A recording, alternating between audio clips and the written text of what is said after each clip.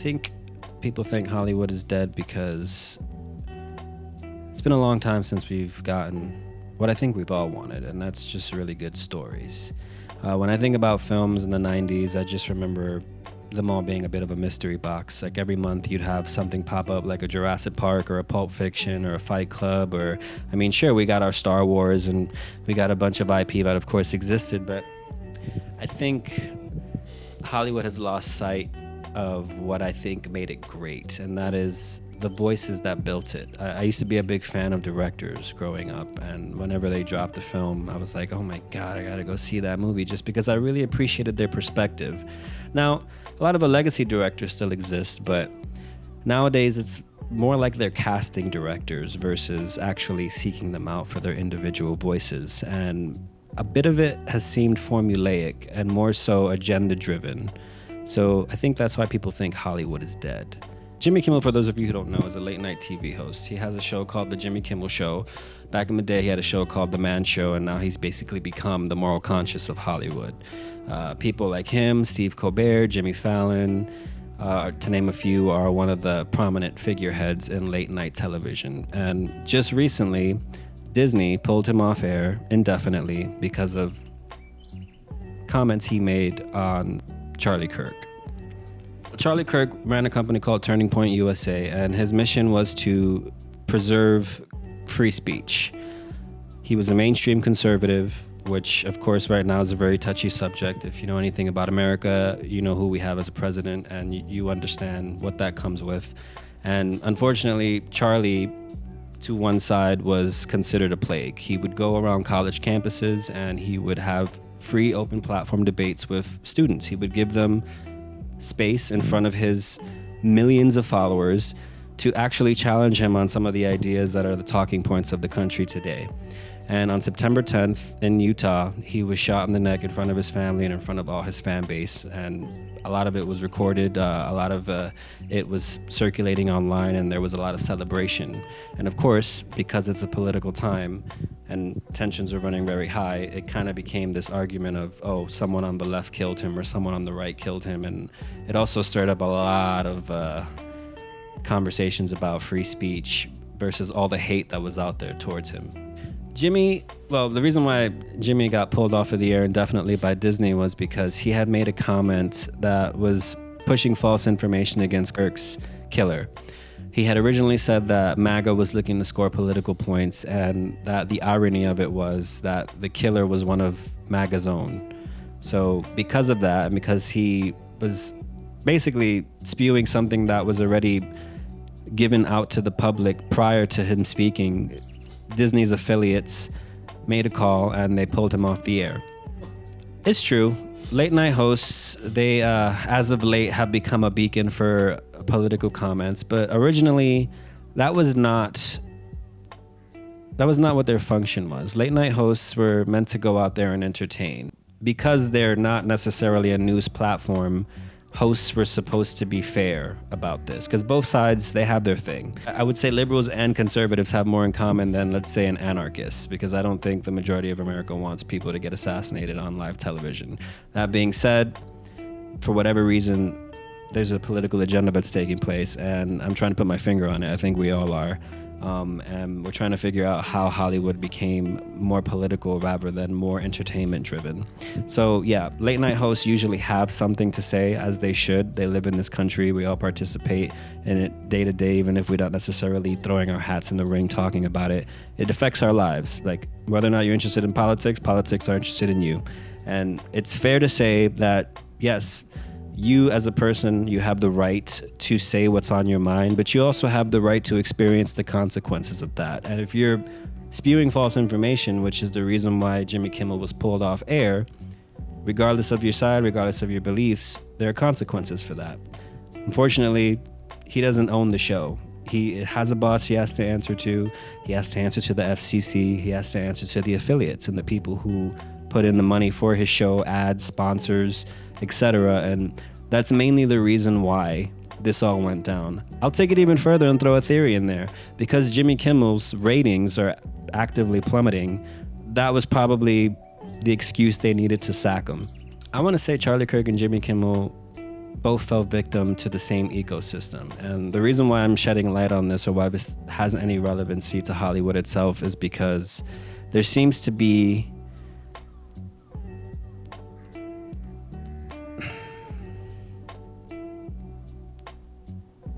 a game of scorekeeping. I mean, I want to say the reason why I'm shedding light on this story is because there has been a great deal of hypocrisy, where a lot of people who were coming out celebrating Charlie Kirk's death were getting fired from their jobs, were getting let go. These are teachers, these are students. The students were expelled on campus for dancing and celebrating at his vigils. Teachers have been let go for horrific tweets and TikTok posts. And a lot of people argued, well, that's free speech. You're basically infringing on that. But I think from a societal standpoint, there's a bigger message to be had here in regards to celebrating someone's death for free speech and actually facing consequences for free speech. I want to say Jimmy Kimmel, he kind of fell victim of the consequences of free speech. And there's been interesting parallels between people using Charlie's words against him regarding the reason why he was gunned down and somehow trying to justify it, versus Kimmel, who mainly just is a talking head on TV, and for whatever reason the entire industry came out to boycott for him once they realized that Disney got involved with the removal of his show. And to me, it's an ironic fight, because I feel like both sides are saying the same things but for different reasons, and one of them has to do more about whether or not I like that person versus our shared agreement on humanity and the value of that. I used to think that people weren't that far gone. Maybe that's just me being naive, and I thought that regardless of whether or not you agreed with another person, you could still coexist with them. I grew up in the 90s. I thought we were really good on race relations. We had films like Rush Hour and every other buddy cop film under the sun that had to do with race, or rom-coms that had to do with bridging the gap between two races. So a lot of days it's been about ideology and identity. And it seems that if you don't fall under every complete... It seems like if you don't agree with every single aspect of certain ideologies, you don't have shared values. And ironically enough, we've kind of gone to a place where more people are willing to kill you for that ideology than I guess I was even comfortable thinking about. I mean, these are people that I grew up with who have had the same experiences I have, come from the same place. I've just seen them dancing with glee over this stuff. And even though I'm not a politician, I feel like it's my responsibility, because I share this environment socially, to comment and maybe help them realize that, yeah, we don't necessarily have to agree on everything, but wishing death on someone because you disagree with them is a very strong viewpoint. And I don't think you just get there by accident. So at this point, the reason why this has stirred me and has made me want to even speak on it is I find it interesting. As someone who has an opinion, as a filmmaker, you have an opinion. As a director, you want to show a perspective of the world. Every story has a theme. Every characters follow a certain archetype. And there's a certain relatability that comes with those characters. So I'm not just throwing, a self-insert or something that I know. I'm throwing in genre, and these things have opinions attached to them. And I guess I didn't realize how far removed from values I thought. I guess I didn't realize how far removed from the things I considered common value. I didn't realize we were that far removed from them. So to say we have shared values, I don't know. I hope that there's a whole bunch of people who haven't spoken up on this who maybe share the same sentiment. I mean, I've seen a lot of people around the world celebrate Charlie, mainly for what he stood for. Again, I didn't agree with everything the guy said, but did he need to get shot down in the neck in front of a campus, in front of his wife and kids? No. He was just opening a platform for people to talk. And again, whether you shared his beliefs or not, the fact that somebody from his side who had the actual platform to put you out there, make you go viral, share your ideas, like that doesn't sound like somebody who's promoting hate. It doesn't sound like anybody who deserves to get killed. If anything, they're giving great service to everyone. Nowadays, we're all connected, and we have these amazing things, ways to connect with each other. We're more connected in ways that I ever witnessed. I mean, I have a whole 10-year gap where I didn't even have internet. Like, it wasn't a common thing. Nowadays, we're like so connected in ways that we've never ever experienced. We're living our ancestors' dream. So the fact that we've made it this far as a society, and the fact that we're probably living in the best time ever. I mean, recorded in human history. I mean, for fuck's sake, we had a pandemic and a lot of people were just making money off of the government and watching Netflix all day. This was like the bubonic plague. Your ass would be grass, and that's that. So I think we're living in a good time. But I also, I guess I wanted to believe that we were all on the same page too, and it doesn't seem like we are. I think the difference between Hollywood's idea of free speech and the free speech we all have as individuals in our day-to-day is that we all contribute to the ecosystem. It's true, not everyone has millions of followers or a platform that, can reach millions easy, but I think it's proven time and time again that we can all go viral for many things. I mean, case in point, there were a lot of people who went viral just for celebrating Charlie's death, doing a little dumb 5-second dance or spewing some hatred. And same thing, Hollywood already has every outlet it could possibly imagine, every resource and every amount of reach that people strive for. If anything, it set the standard for what I think reach is nowadays. So yeah, as someone who has a platform that big, it's your responsibility to always be honest. You can be honest about disliking things. That's okay. I dislike a lot of shit. Doesn't mean that I need to erase it from this planet. It doesn't mean that I need to go and take it out violently because I don't agree with it.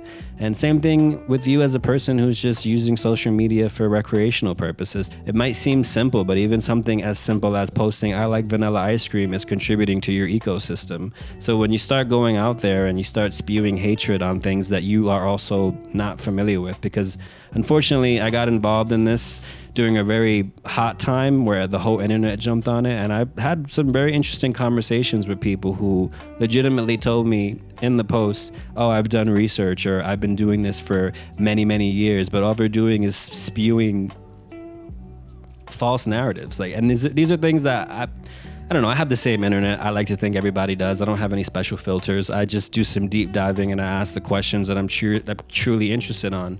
And a lot of these things they said about this man did not constitute A, just half of the words that were written to me, and B, just half of this, I don't know, this odd little ritual that's taking place online where people feel brazen enough to celebrate the death of another American for sharing his mind.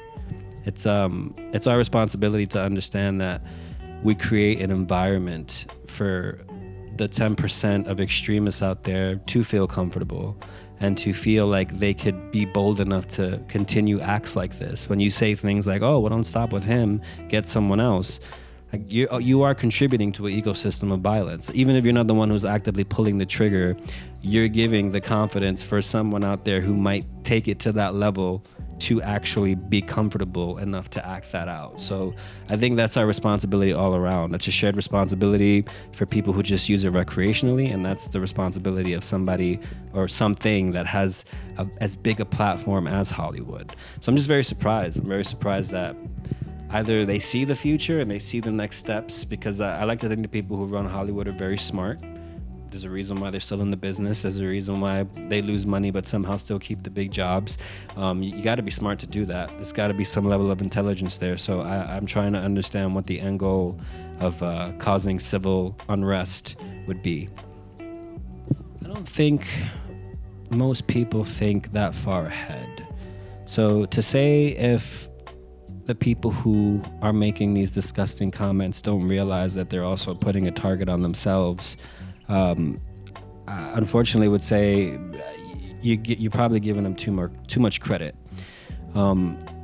Unfortunately, a lot of stories like this are based on emotions. A lot of people, for many valid reasons, are just in an emotional space these days. As a filmmaker, I can tell you I'm in an emotional place. There's been a lot of struggle behind that, and I sort of feel like I caught the last bus in many ways, and I'm just hanging on to this ride until I have to figure out where the next stop is and what vehicle I'm going to take to get me to my destination. So I don't think a lot of people think like that. I think a lot of people go based on emotions. For whatever reason, maybe there's a validation thing that goes hand in hand with it. They see a bunch of people liking it, so automatically it must be true. The average person, unfortunately, they don't do their research. For all the access we have at our fingertips, unfortunately, we're no smarter for it.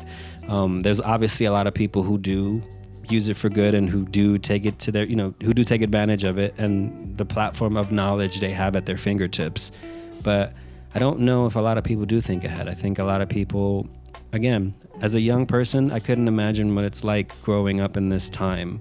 I feel like I've had a chance to experience many things that you hear about in campfire stories now. It's it's a bit of an interesting time to just be a young man, to be a young woman, to be a young anyone in this day and age. So to say that people have time to think ahead and think about their actions and the consequences of it, no, most don't. Most just, they're feeling right now. I think as something with a platform as big as Hollywood, it has a responsibility to uphold certain standards. When you look at film itself, a lot of older films had universal values. Like, even if you didn't come from the culture of the character you were watching, there were things that you walked away from when watching that film that gave you that universal truth. Oh, murder is bad, or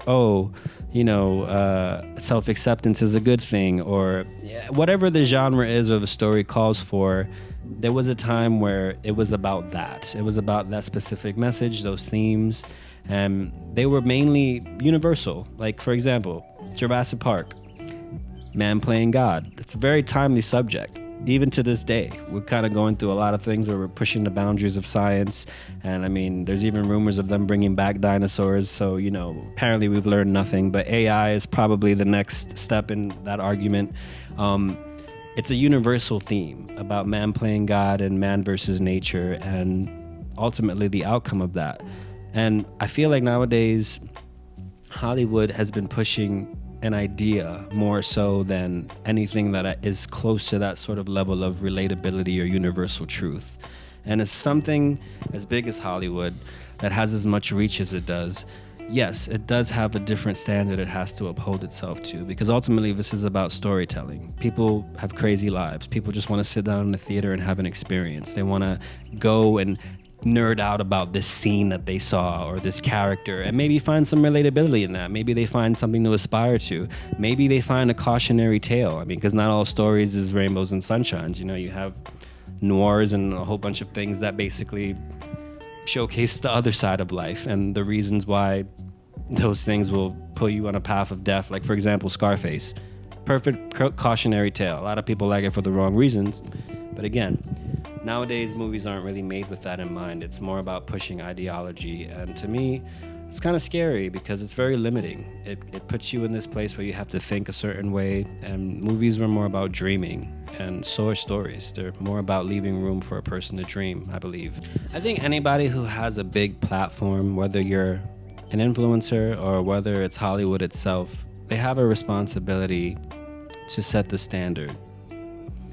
Hollywood is a place that shapes dreams. I mean, when you look at it, it shapes fashion, it shapes style. Somebody will come out with a kick-ass movie that everyone wants to replicate. To me, it was the ultimate collaborator.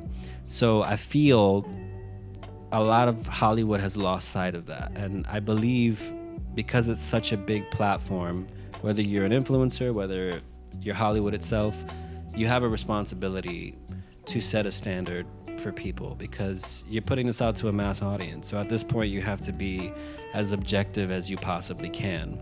And at the end of the day, these people aren't coming to be lectured by you. They're coming to be entertained. That's the main focus. When I go to Disneyland to ride one of those rides that the movies in Hollywood are based on, I don't want to hear about why I should vote for this person or why I have to respect this thing. I'm not there for that. I'm there to see Buzz Lightyear get back home to Andy. Like that's what I'm there for. So I think as a standard, Hollywood needs to stick to its lane. And I think the more and more people put themselves out there, the more and more people become active and they decide to speak out on things, whether it's their industry, things they love, food, whatever the case may be. It's up to you to set the standard. You don't have to agree with everyone. you can have your political beliefs, but also know your audience. Hollywood, I think, has forgotten its audience. And Hollywood's lane, again, is entertainment. It's not politics. I don't recall any of my favorite movies being about anything political.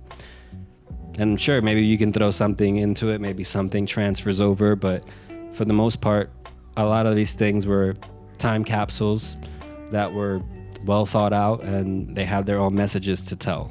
And they existed just as that. Not to shape my mind, but if anything, to allow me to dream. And I think Hollywood needs to get back to that.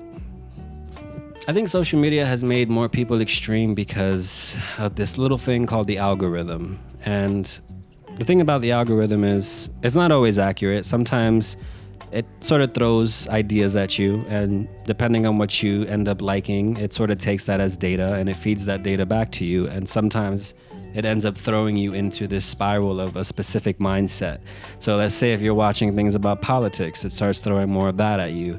And if that's all you're feeding yourself day in and day out, you're not getting out there, you're not hanging out with people, you're not experiencing different perspectives, you're not experiencing life anymore because everything could be viewed from your phone, or a quick Google search can show you the spot of this restaurant you don't have to visit, or this location you don't have to visit.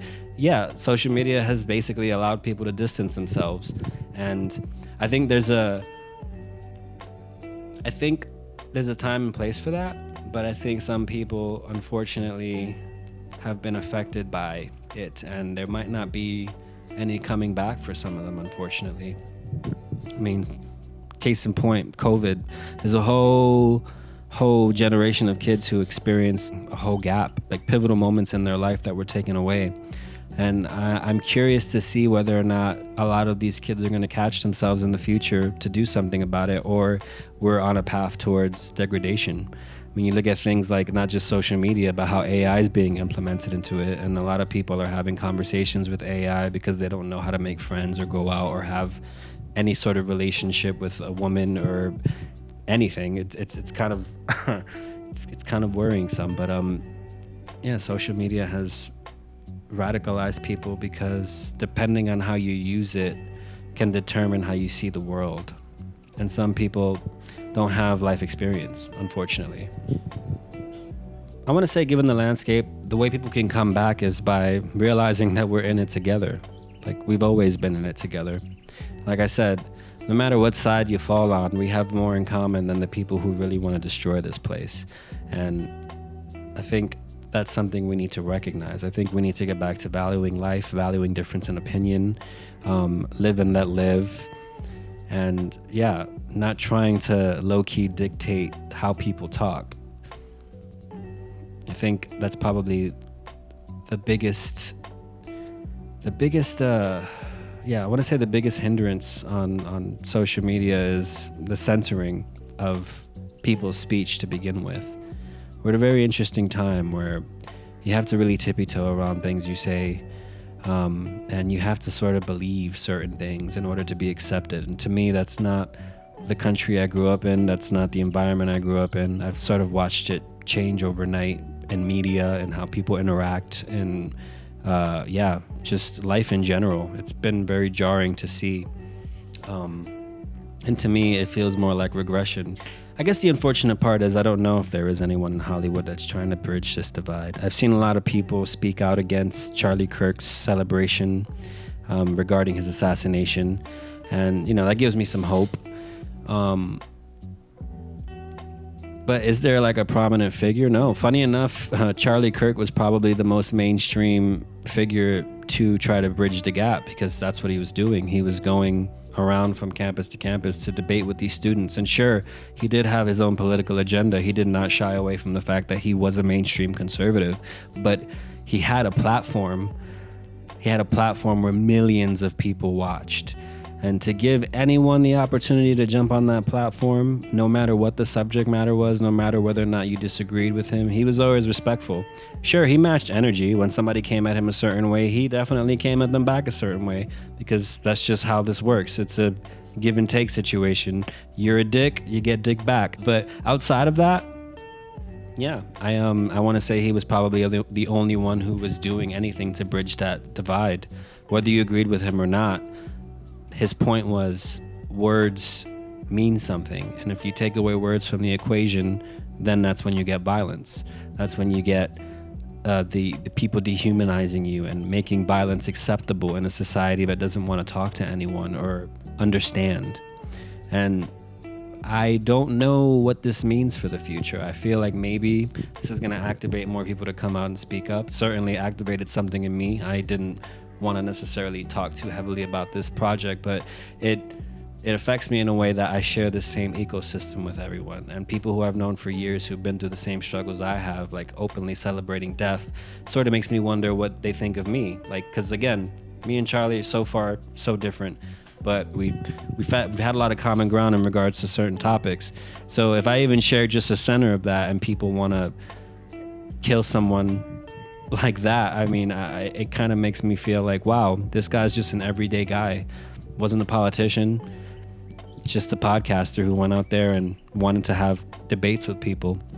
And I hope this either triggers more people to speak up, to just let others know that this is not the way we need to go as a society, and hopefully there'll be someone else with a big platform that gives people the opportunity to understand each other. So that's really what it comes down to. I think the rest of the world cares about an American like Charlie Kirk because, in a way, America's the country that leads by example. We're the greatest country in the world. Despite the fact that we're not perfect, a lot of people are still coming here every day. There's a reason why a lot of people haven't left this country. It has a lot to offer, and I think the world knows that and acknowledges that. And when they see somebody who is basically fighting for what America has considered basic human speech, basic free speech, when they see somebody get killed for those beliefs, they see that as a loss, because someone like him is not just paving the way for people like us in America, they're paving the way for the world. They're setting a standard for the world. Some people might see it as simply as a guy going on with his big platform talking to people and all of these cameras, but it's much bigger than that. It's allowing people the opportunity to share their thoughts. And sure, a lot of those thoughts were dumb as hell, but there were also really good ones. And there was an opportunity to come to an understanding. Whether or not he always agreed, whether or not people always agreed with him, it's important to at least be able to communicate with each other. And when you think about things that are going on in the UK, when you think about things that are happening in Germany with censorship, when you think about the world in general, and you know what this new age of social media means to certain countries and how they decide to dictate who says what or how they say it, it means a lot, because we're the ones leading the way in that conversation. Charlie was one of the ones leading the way in that conversation, because he would travel everywhere. He would go to every campus that you could imagine out here. He would literally just talk to anyone.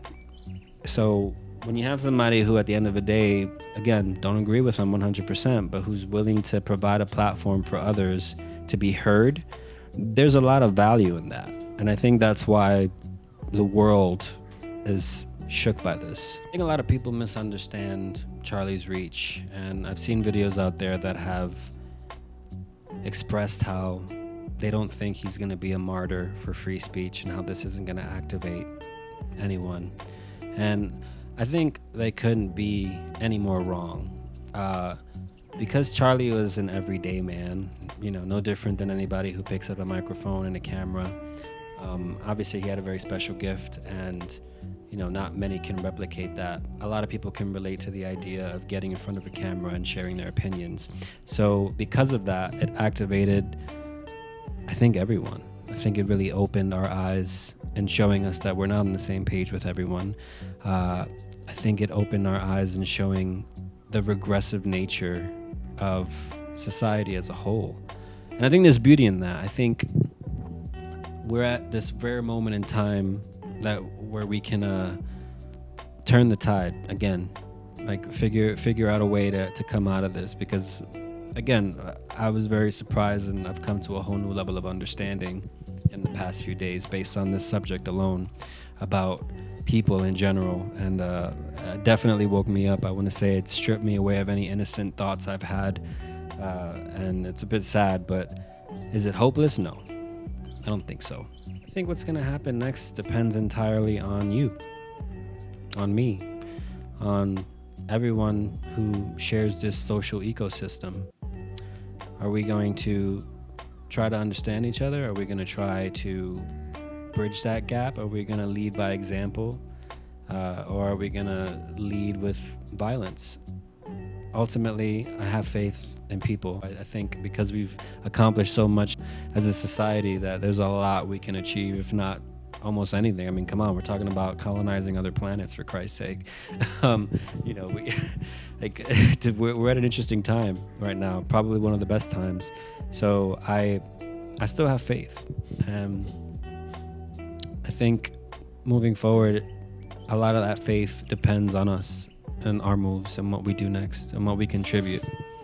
I guess the best way I can contribute is talking about it, seeing if I can somehow gauge a conversation with others who might feel the same way about Hollywood in general, the responsibility of Hollywood, whether or not they feel they have a responsibility to even talk on subjects like this. I feel film and politics are now one and the same, and I'm trying to get a grip on the narrative and make sure that whatever information I put out there is factual and not emotional. So I'm just going to show up, do my best to entertain y'all, do my best to inform y'all, mainly keep it film related, but obviously if any of these things bleed over, which they've been doing recently, I'm going to comment on it. And whether or not this encourages you to think a little deeper, dig a little deeper, or just helps you get there, that's mainly my main motive. I think if I had any requests for anybody watching this, it would be to just be mindful of how you approach any subject.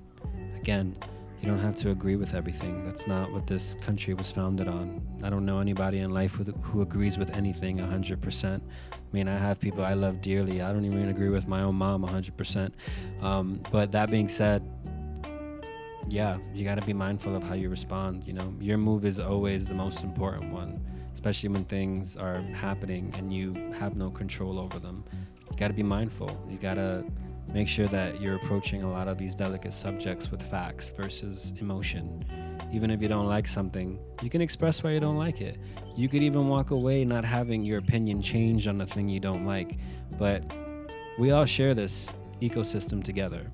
So it's important that we all make it our business to understand each other, at the very least. I want my audience to start looking at the industry, at anything that they consume, any bit of media. I want them to start looking at it with a critical eye.